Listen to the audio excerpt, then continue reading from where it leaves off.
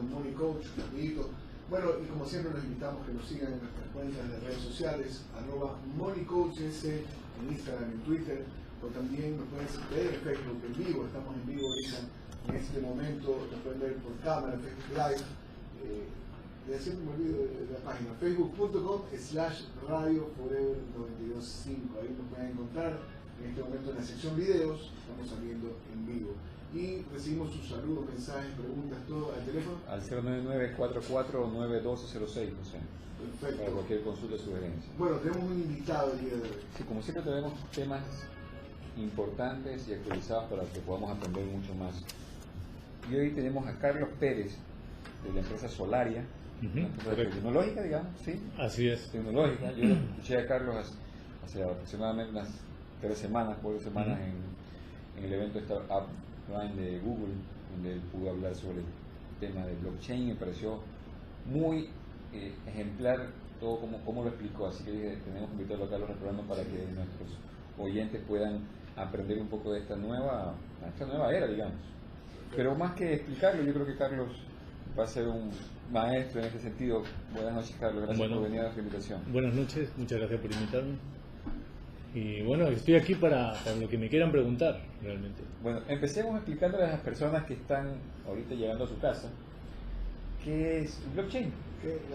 El blockchain. La pregunta de rigor. ¿Qué es el blockchain? Porque mucha gente lo escucha, pero hasta ahora blockchain la gente lo relaciona directamente ya con las criptomonedas. Con Bitcoin directamente. Bitcoin. Con criptomonedas en sí. Con Bitcoin, así es. Pero tú ese día nos explicaste, y yo creo que ahorita lo vas a poder hacer. Voy a intentar que sea entendible para todos. Blockchain es una palabra de moda que últimamente se está empezando a escuchar mucho, sobre todo por lo que comentas relacionado con el tema de Bitcoin y la criptoeconomía. Es lo que hay detrás de toda esta moda de las monedas digitales, que no se entiende muy bien. Blockchain es una tecnología que se ha desarrollado desde el año 2009, en la que se basó Bitcoin, que sirve para descentralizar, para crear una nueva manera de comunicar las computadoras, para hacer cálculos. Es decir, hasta ahora teníamos que si uno quiere meterse en Internet y registrar un correo, tiene que meterse en Gmail, y Gmail pertenece a una empresa de unos señores que se llama Google. Entonces, a nosotros no nos va a costar nada, pero a quien le cuesta es al señor de Google. Ese señor tiene que pagar las cuentas porque necesita pagar todos los servidores donde nosotros almacenamos los correos, las fotografías. O sea, eso es la tecnología informática del siglo XX, que no se dejó del siglo XX. Esta nueva forma de interpretar o de programar, que se llama blockchain o tecnología de libro de cuentas distribuido, lo que hace es que ya no hay una sola persona o una computadora central la que almacena todo, sino que en cada una de las computadoras que nosotros tenemos hay parte de la programación y hace que todo funcione en red. Entonces no hay nadie que sea realmente el dueño de este nuevo programa o esta nueva red. Digamos, si fuera un Gmail distribuido, un Gmail blockchain, nadie es el dueño. Todos tenemos en nuestro computador una pequeña partecita que hace que funcione. Entonces hay un cambio de economía. Hasta ahora, para pagar las cuentas, los señores de Google tienen que vender nuestra información, meternos publicidad por todos lados, para que ellos, a través de la economía que ellos manejan, puedan pagar las cuentas que nosotros les generamos. Con el blockchain, nada de esto ocurre. Nosotros estamos pagando parte de esa instalación al hacer los cálculos en nuestra computadora de mesa, por decirlo así. Un ejemplo que tú mencionaste era Wikipedia. Wikipedia, sí, yo utilicé ese ejemplo como para... ¿Puedes explicarnos aquí para que la gente entienda por qué Wikipedia es un blockchain? Digamos que sí, cumple alguna de las características del blockchain. Sobre todo el hecho de que, para empezar, es una fundación. Wikipedia no es un servicio que cobra. Está basado en una Wikipedia no es de nadie, digamos. Claro, no pertenece a la fundación Wikimedia, pero en realidad no es con ánimo de lucro. Eso ya nos da una pista de que hay algo diferente. No se está manejando la información de la misma manera. Es un servicio, no es un negocio. La tecnología blockchain igualmente es un servicio, no es un negocio. Bueno, el ejemplo que yo puse era un poquito así. Sigue así. la base de Wikipedia es que cuando entramos a revisar algo de información, un artículo, o queremos saber algo, nos metemos allá y podemos ver quién fue la persona que editó ese artículo. Entonces nos metemos incluso en la página del autor y sabemos quién editó y quién digitó todas esas palabras que estamos leyendo. Esto es muy importante porque cualquier persona se puede meter a editar y nos puede editar cualquier cosa. La fecha de nacimiento del presidente la cambia y chao. Ahí nos cambia todos los libros escolares. Para evitar eso, hay un sistema que Wikipedia tiene de validación en el que solamente la gente que están validados, tienen una rayita verde, llevan mucho tiempo trabajando, son muy conocidos, solo ellos pueden ser los validadores de la información que está ahí, los curadores. Y podemos conocer cuándo se ha modificado toda esa entrada y si la persona que lo hizo es un validador que está validado por Wikipedia y por la fundación. Por tanto, detrás hay todo un trabajo de validación. Pero puede escribir cualquier persona, aunque no esté validada. Así es, cualquier persona puede hacerlo. La información Así es. ¿Qué va a ocurrir? Pero ¿qué va a ocurrir ahí? Que vas a tener otros validadores que van a ver que tú hiciste la entrada, van a ver que eso no es cierto lo que pusiste, o sí, y te van a validar a ti. Y si tú introdujiste una entrada que no era válida, te van a eliminar, te van a sacar. Claro, así de simple. Entonces, cuanto mayor validación tienes, mayor capacidad de voto.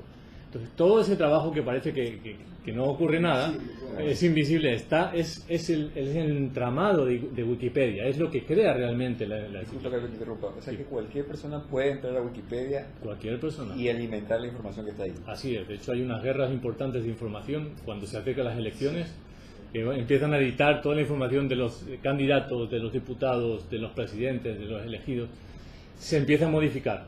Pero precisamente ahí está la validación, no dejan a cualquiera que edite. Hay un proceso para ver si tú lo puedes validar y se invalida automáticamente, dependiendo de si hay un consenso. ¿Ya? Todo esto que estoy diciendo, ahora imaginemos que ponemos unas reglas de programación en un software y esto se hace automático. Ese es el blockchain, ya lo tenemos. Y quiero aprovechar que estamos hablando de Wikipedia, pero también la gente que nos está escuchando, muchas veces hay personas, inclusive con cierta fama, políticos, que dicen, pero si ya lo pueden leer en Wikipedia, y realmente eso no significa absolutamente nada, ¿no? Así menos es. que esté validada la información, pues, ¿no? Así es. Pero eso se está usando mucho ahora, que dicen, no sé, a veces son personas mayores también que no conocen mucho el tema, pero igual que nuestros oyentes también sepan que lo que está en Wikipedia no es palabra final, como quien dice, ¿no? Correcto. Puede estar validada. Yo aproveché para hacer como un servicio social también por ese tema, ¿no? Pero bueno, continuemos con la entrevista.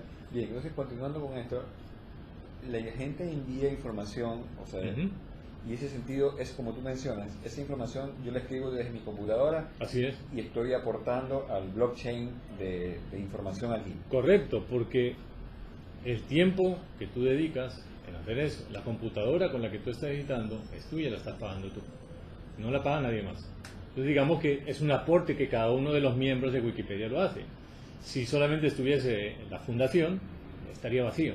La enciclopedia se crea a base del trabajo de cada persona. Por eso, igualmente, no puede ser una empresa con ánimo de lucro, porque estaría lucrando del trabajo de otras personas.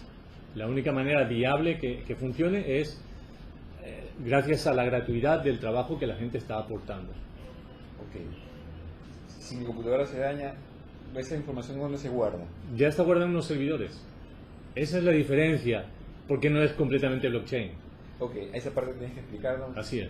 A ver, todavía tenemos tiempo de hacer esto. Sí, tenemos tiempo. Bueno, básicamente en Wikipedia la información la subimos a unos servidores centrales que están en Estados Unidos y tienen guardadas las copias. Eso es lo que hace que la fundación igualmente necesite recibir dinero de alguna parte. Por eso digamos que es centralizado todavía. Pero esa fundación para funcionar necesita un dinero que quizás sea del gobierno, que lo da a las fundaciones por un tema de ayuda social. Correcto. Entonces, esa información está guardada. El cambio a la tecnología blockchain es que ahí tendríamos la información, todos y cada una de las personas tenemos un archivo, que es el libro mayor, el Ledger, ahí está almacenada toda la información y nosotros tenemos una copia. De tal manera que si nuestra computadora se daña, esa misma copia está replicada en la computadora del resto de personas que conforman la red. Entonces, es imposible que desaparezca. Okay. Tiene redundancia. Entiendo. Claro, y el sistema seguramente también se da cuenta cuando hay algún cambio Entonces lo valida, digamos. Correcto, lo ese elimina. es el corazón de todo este sistema, la validación.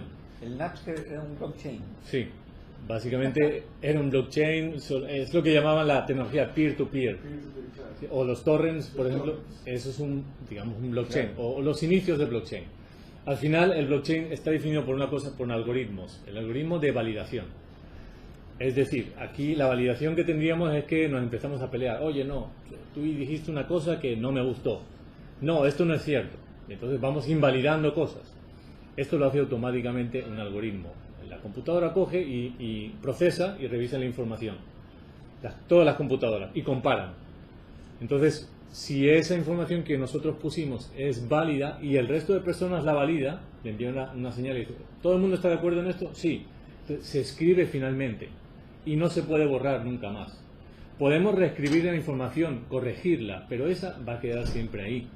Entonces podemos tener un seguimiento de todo lo que ha ocurrido en la red y toda persona públicamente puede tener ese seguimiento. Excelente, yo ya entendí. ¿Ya? Yo Eso era. estoy clarísimo. Pero yo creo que Pero yo creo que vamos a ir a un corte, Claro. porque yo quiero saber para qué también sirve esto aquí, no solamente servirá para Claro, Wikipedia. esta es la parte interesante, ahora así que sí. no se Sí, vayan. ahora sí, les decimos, no se vayan, quédense con nosotros, regresamos con más. Mónico. 4 meses. De regreso, amigos, en Money Coach, y los invitamos que nos sigan por nuestras redes sociales, @MoneyCoachEC. Acuérdate, ese Ecuador, ¿no? Por eso Claro. decimos ahí Money Coach por todos lados del mundo, pero nosotros somos ahí los de Ecuador. ¿Ya? Money Coach S en Instagram, en Twitter, y nos pueden ver en vivo. Este programa está interesantísimo en facebook.com/Radio Forever 925. Estamos en Facebook Live en este momento y recibimos sus preguntas. Al 099-449206. Estamos hablando del blockchain. Tenemos aquí a Carlos Pérez. Solo blockchain, no estamos hablando todavía nada de Vamos criptomonedas, a es dar un relacionado. poco una introducción. Vamos a hacer una Perfecto. introducción. Bueno, ahora la pregunta es, ¿qué se puede hacer con el blockchain? ¿O qué no Ya. se puede hacer? Buena pregunta. ¿Para qué sirve? ¿Para qué sirve? Ya. Empecemos de cómo salió esto del Bitcoin. Salió precisamente para crear el Bitcoin. El Bitcoin fue el primer intento de crear una moneda digital descentralizada que no fuera centralizada por un gobierno. Entonces, lo que se hacía es, se repartía un programa a cada una de las computadoras. Cada uno teníamos una computadora en casa y dejamos minando. ¿Qué significa minar? Que dejamos corriendo ese programa para que fuese resolviendo un algoritmo. Cada vez que la computadora resolvía ese algoritmo, mandaba una señal al resto de computadoras y le decían, ok, yo he resuelto, listo. Entonces, al resolver, te daban una moneda, un token, un Bitcoin, porque lo había resuelto antes que nadie. Entonces, habías utilizado tu poder computacional para resolver un algoritmo y te premiaban dándote un Bitcoin. Ok, pero ¿qué significa que te daban un Bitcoin?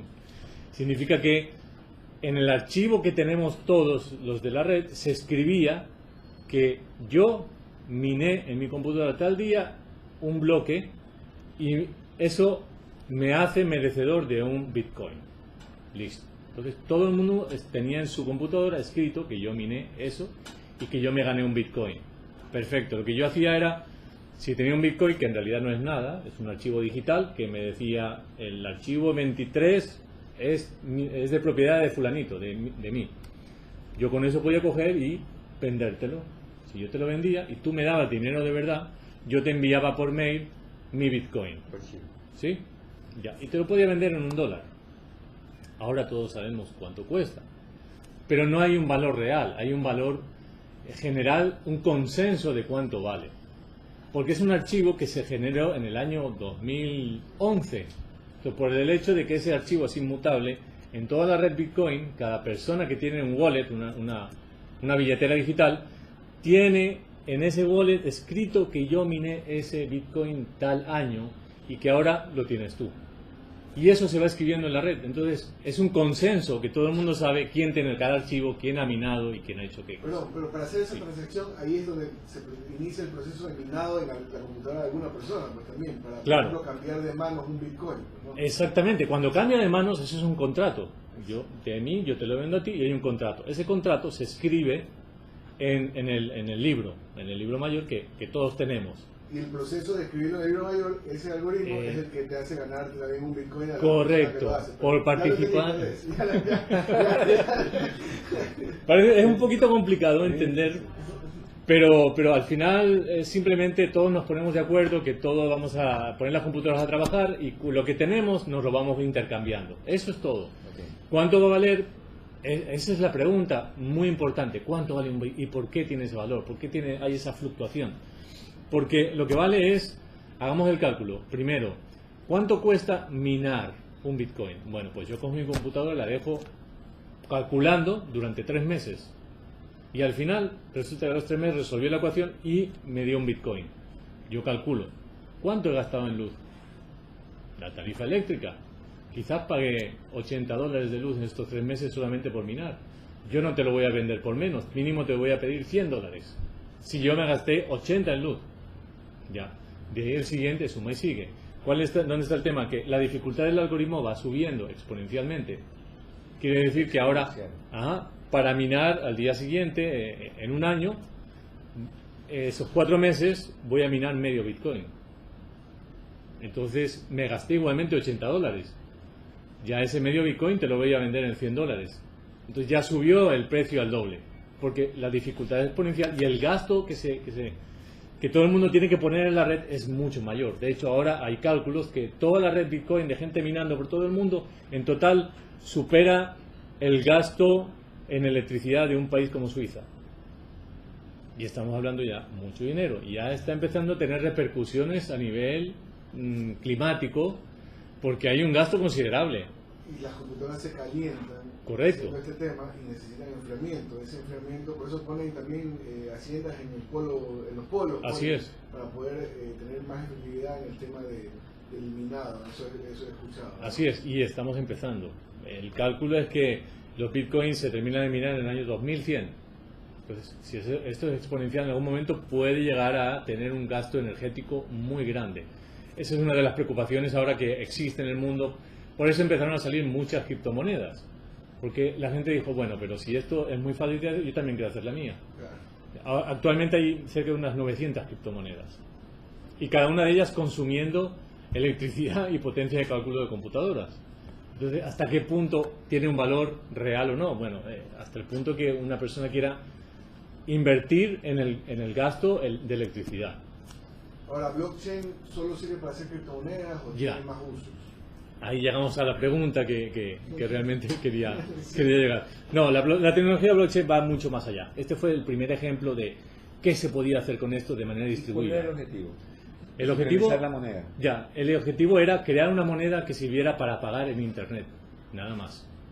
Porque hasta entonces solamente podías pagar en Internet con tarjeta de crédito, Visa, Mastercard, y para eso tenías que introducir tus datos de tarjeta de crédito y había posibilidades de robo.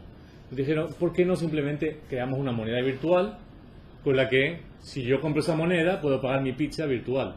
Y hacemos un común acuerdo entre todos que recibamos eso. Correcto. Fue un pequeño experimento. Servicio, como se inició la moneda en el mundo. Así es una moneda digital, es una creación nueva. Ahí ya, como se inició la moneda. Pero exactamente como las monedas en el mundo, el papel moneda, las monedas tienen el valor que le demos nosotros o que le queramos dar. Si queremos que $1 compra una cerveza, pues ese es el valor que le damos. Cuando se evalúa la economía, sabemos que cambia el valor de la moneda. Exactamente lo mismo con el Bitcoin. Es un acuerdo entre todos. Esa es la palabra clave, es un acuerdo entre todos. Bueno, y las aplicaciones entonces. Aplicaciones, perfecto. De la tecnología de blockchain, digamos, el tema del minado es la cosa más preocupante. Porque eso es lo que se llama la prueba de trabajo. Nosotros tenemos que poner la computadora a trabajar para demostrar que estamos participando.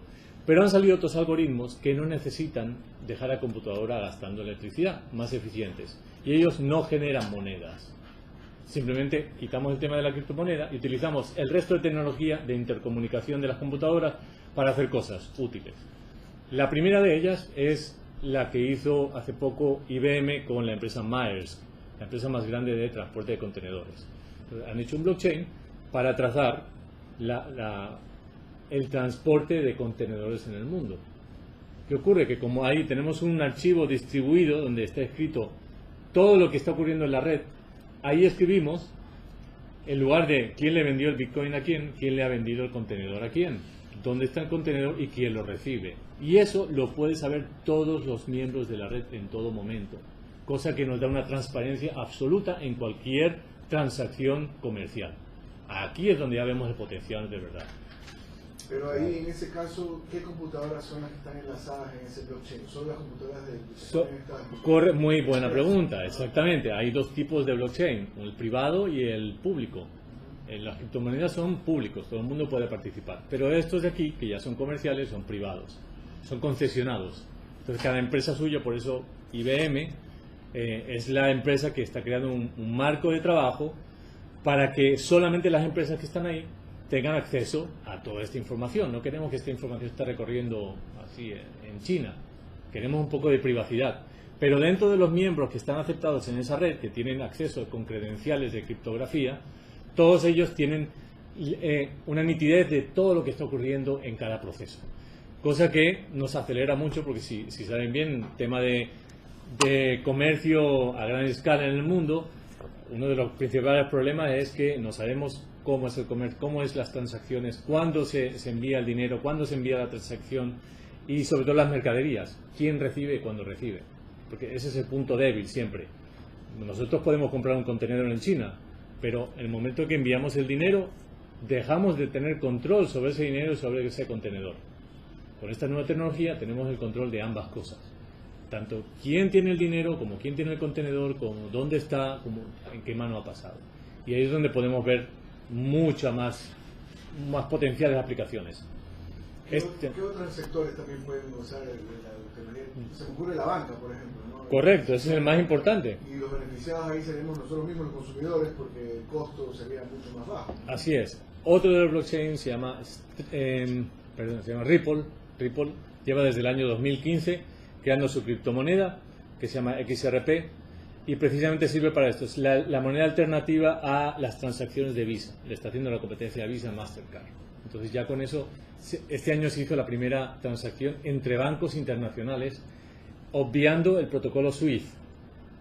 Y eso es una cosa muy importante porque hasta ahora para mandar dinero de un banco a otro internacional tiene que haber toda una serie de procesos muy fuertes de protección y esta es la primera vez que se ha obviado. Y eso es un hito en la macroeconomía. Entonces, para empezar, los bancos. Seguimos con el IoT, el Internet de las Cosas.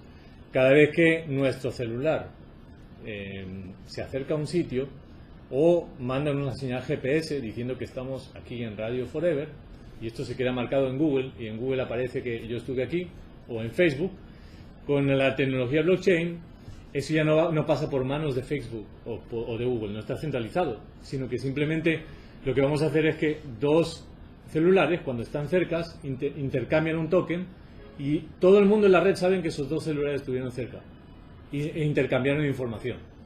Entonces nos permite tener mucho más control de todo sin que haya una centralización. Regresamos con el último bloque Money Coach y los invitamos a que nos sigan por nuestras redes sociales @moneycoach.es en Instagram y Twitter.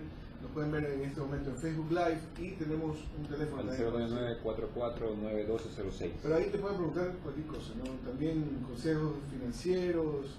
Si alguien se quiere comprar, por ejemplo, un carro y no sabe si comprárselo usadito o nuevo, también te pueden escribir. También. ¿Hasta qué hora te pueden escribir antes? Yo les contesto, si no les contesto al día siguiente les contesto. Pero... Al día siguiente, o sea, puede ser altas horas de la noche, ¿no? Sí, no hay problema. Excelente. Es que eso me gusta, de que está listo para darle finanzas personales. Blockchain de finanzas. Con el blockchain, ahora más adelante también en blockchain, porque ya estamos quedando aquí afiladitos con el tema. Sí, pero nos vamos a quedar cortos. O sea, estoy seguro que nos vamos a quedar cortos Sí, porque aquí Carlos tiene información. Tenemos 10 minutos para hablar todavía de este tema. Sí, bueno, Carlos, nos estabas contando sobre que ahora las personas, o sea, en el futuro con el token, con los celulares, podrá también hacer su blockchain. ¿Puedes ampliarnos un poquito más eso? Ya. Y tú también, me acuerdo que en la charla hablabas de que muchos de estos productos que ahora existen, como Facebook, no sé, cuando mencionaste ya tienen peligro de que ya no existirían, porque ya con esta nueva tecnología prácticamente entre la gente mismo haría. Así es. La cuestión con todo esto es que aún se está desarrollando. Todos los frameworks se están desarrollando. Hay como 5 o 6 grupos principales que están desarrollando con muchos desarrolladores. Estamos viendo algo como ocurrió en el 2000 con el tema de las .com. salían .com por todos lados y hasta que quebraron la mitad, la mayoría, y quedaron 4 o 5 gigantes, que ahora son Facebook, Google, poco más. Eso va a ocurrir en algún momento.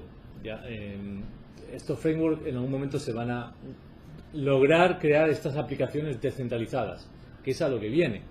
Ya hay el primer prototipo de un celular descentralizado blockchain completamente. El que no tiene, claro, no hay una Apple Store, una Google Play Store para descargar las aplicaciones, sino que el mismo desarrollador de la aplicación te la manda y se comparte toda la información. ¿Ya? Entonces, eso va a venir si lo queramos o no. Otro tema que va a venir con el tema de Internet de las Cosas será la identidad digital. Nosotros tendremos nuestra identidad que estará distribuida en toda la red y todo el mundo podrá saber o tendrá acceso según le queramos dar o no. Sobre todo el tema de los gobiernos. Si nosotros tenemos nuestra identidad digital, el gobierno podrá saber cuándo hemos votado. No a quién, pero sí cuándo hemos votado. Y todo eso se sabrá digitalmente. Cosa que facilitará mucho más las cosas. Simplemente será una cuestión de poner reglas y establecer esas reglas. Entonces cada uno tendrá su propia identidad digital asociada a... Otro tema es que el blockchain, nadie va a poder ser dueño del blockchain, ¿no? Por lo menos Así es. Ni un gobierno tampoco no va a poder ser regulado, o sí puede en algún momento ser regulado. Puede ser regulado por un tema, al igual que ha ocurrido ahora que aquí todavía no hay casas de cambio de blockchain. No se puede comprar bitcoins en Ecuador todavía. Bueno, hasta la fecha creo que ya empieza a haber una. ¿Por qué? Yo quería ponerles un ejemplo que eso les va a quedar claro a todo. ¿Por qué ese hermetismo todavía? Ocurrió hace unos 3-4 años con la casa de cambio más importante que se llamaba Mt. Gox. Supongamos que yo voy a comprarle a Mt. Gox un bitcoin. Ya, bueno, en esa época yo le meto $100. Pero de repente sube el precio y ahora ya cuesta $1000. Yo voy a esa casa de cambio y le digo, oye, ahora quiero cambiar ese bitcoin, dame. Pero esa empresa no tiene $1000, tiene 100 nada más. ¿Qué ocurre? La empresa tiene que declararse en quiebra porque está obligada a devolverme el dinero y no va a tener. Entonces el gobierno tiene que tomar participación de esa empresa porque está quebrada y ahí tienes dos perjudicados. La persona que le compré, yo soy un damnificado. Sí, claro. El gobierno tiene que hacerse cargo de mí o no. Y la empresa también. Entonces hay todo un problema económico, por eso no se puede todavía regular todo esto. Y por eso tampoco los gobiernos se pueden meter aún, hasta que no se establezca la regla. Entonces, hay mucho por hablar todavía. Está claro que esto va a ser un cambio importante, pero no quién va a ser dueño ni cómo va a funcionar. Porque muy probablemente una regulación de identidad digital ni siquiera vendrá para temas de gobierno nacionales. Va más allá, va a ser transnacional. De pronto te diría, por decir algo ya, las Naciones Unidas van a ser dueños de la identidad general de todos los ciudadanos del planeta Tierra, pero tampoco es que va a ser dueño, porque las Naciones Unidas no es un organismo que pueda ser dueño o poseer algo, puede validar, pero tiene que ser un organismo supragubernamental. Entonces hablamos de cosas mucho más interesantes que quién es propietario, sino quién valida, qué organismo valida. Carlos, ¿por qué sabes tanto de blockchain? ¿Qué Cuéntanos, haces tú sí, con cuéntanos blockchain? ¿de dónde? ¿Qué sirve saber en este momento qué haces? Muy buena pregunta. Vamos a ver invitar a Carlos, que está muy interesante todo este tema. Sí, cuando Sí, quiera. Carlos, cuéntanos. Buena pregunta, eso me la hacen en ¿Qué casa. haces? Me hacen esa pregunta en casa. Y, ¿qué demonios está haciendo con ese blockchain? Bueno, primero llevar desde el año 2009 investigando tecnología blockchain. Yo soy licenciado en astrofísica y me he dedicado a programar bastantes cosas, modelos, modelizaciones científicas. Y en esa época, en el 2009, empezó a salir este nuevo tipo de modelizados y de algoritmos. Dije, por aquí parece que va la cosa interesante. Y todavía no se ve el final, o sea, seguramente hasta el año 2020 no veremos realmente las aplicaciones y para qué servirá. Entonces, paciencia a mi familia que me está escuchando. En el 2020 quizás entenderán por qué sé tanto de blockchain y hacia dónde va esto. Eso para empezar. Llevo unos 6 años aplicando este modelo a una empresa que se llama Solaria, de la cual soy CEO, la cual levanté en España, precisamente para poder contar con colaboradores en el resto del mundo y poder facilitar los pagos de los servicios que nos daban. Porque hasta entonces, cada vez que un colaborador en otro país colaboraba con algo, tenía que enviar o hacer un cambio de divisa. Entonces, viendo una solución, tenemos que encontrar algo. e implementamos el primer blockchain de la empresa de Solaria con pagos en bitcoins. Entonces, en cada país donde estaba, lo que hacía, se facturaba localmente, pero internacionalmente mandábamos el dinero en bitcoin. Entonces, cada uno estaba contento porque recibía su pago y cada uno podía declararlo, los impuestos, en el país en el que estaba. Eso cambió en el año 2016-17, cuando hubo esa subida. Entonces ya nada tuvo sentido, porque cuando hay un tema inflacionario con la moneda y una inestabilidad, pues ya no puedes calcular precisamente cuál va a ser el pago que va a recibir la persona cuando tú le pagas. Pero bueno, por ahí va, sobre todo el haber buscado una alternativa un poco más justa o más transparente a este tipo de negocios a los que nos dedicamos aquí. Tu empresa está en España, ¿y qué haces en Ecuador? Cuéntanos. Bueno, yo llevo 15 años en Ecuador viviendo, me encanta el país, el clima es lo mejor, hay todo el potencial para hacer cosas. Estamos en la mitad del mundo y desde aquí hacia el mundo se pueden hacer muchas cosas y creo que tienen un gran potencial. En el resto de países desarrollados ya está todo desarrollado, aquí hay mucha cosa por hacer y creo que es más conveniente venir aquí a seguir desarrollando y seguir aportando en sitios que realmente hace falta. Echarle cabeza y echar mano de obra aquí para que podamos subir la economía. Para las personas que quieren conocer más, ¿cómo pueden aprender? ¿Qué tienen que estudiar? Bueno, ahora ya hay cursos de blockchain directamente. Lo que le digo, empiecen con informática, empiecen a meterse en el tema de programación y de ahí mismo les vais saliendo, porque ya es un campo que tiene su propia parcela.